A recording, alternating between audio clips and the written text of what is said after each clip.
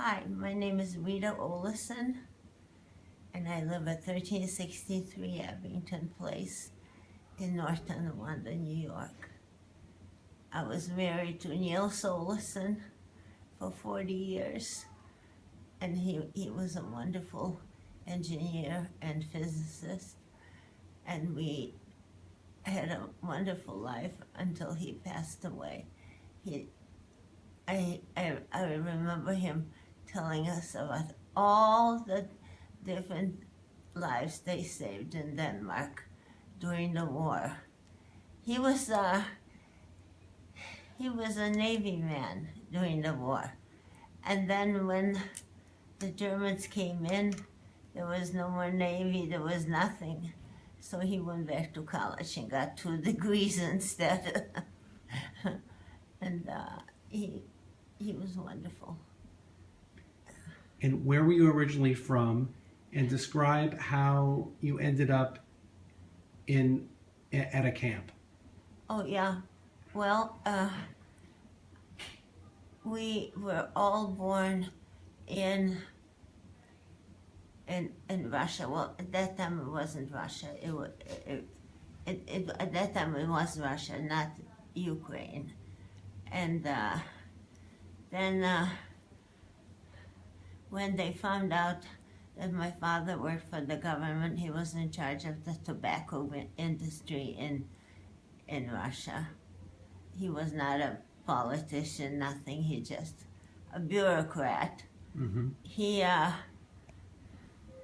just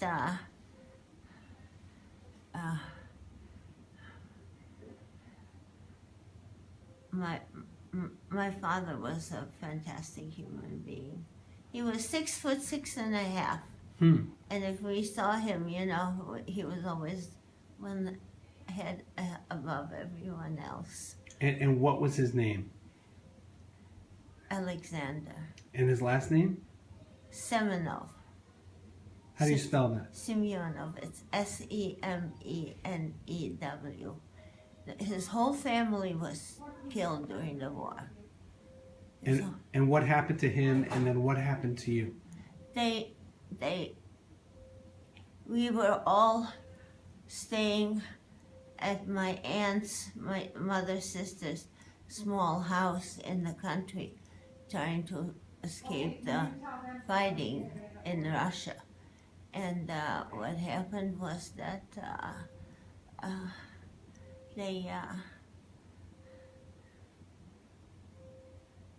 the Germans found him, and they realized who he was, and they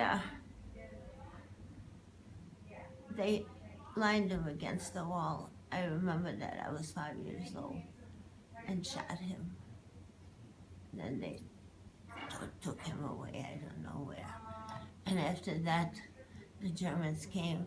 Since my mother was of German background, the Germans came, they put us into cattle cars, and it took us all quite a long time to travel by those cattle cars to Germany, because they put us so tight together we couldn't even sit down.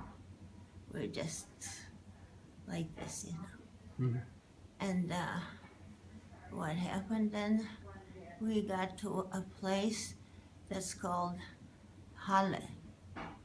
It was near Leipzig. And there was the big, huge, I think more of a plastic company or something. But they put my mother to work there. And within 6 months, all her teeth fell out. She was never the same. And I was we were in a camp with 20,000 Italian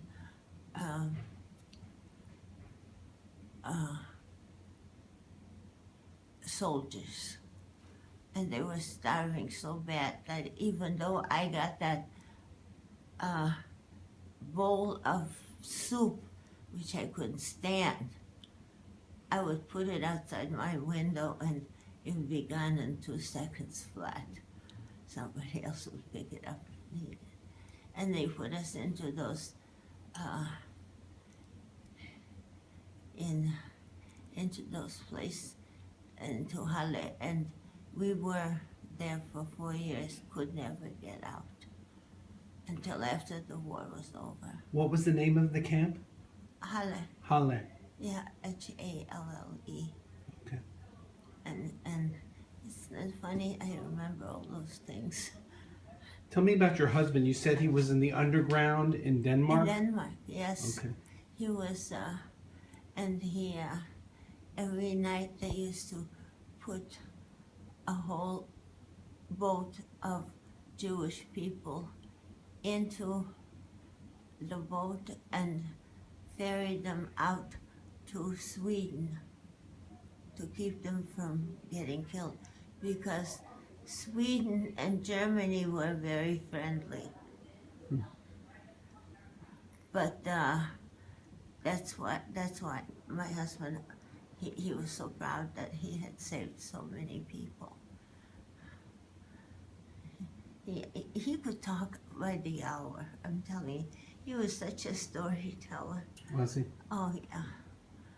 But he's been gone now 20 years, and I've been by myself. Always something, you know, it doesn't take long. And before you know it, you're still on your own. Yeah.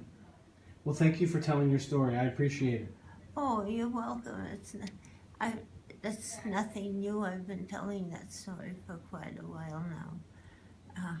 It's so funny. The older I got, the more I remembered. I don't know why, but I did. Interesting. Thank you very much. Oh, you're welcome. What is your name? My name is Jonathan Fogel. Fogel.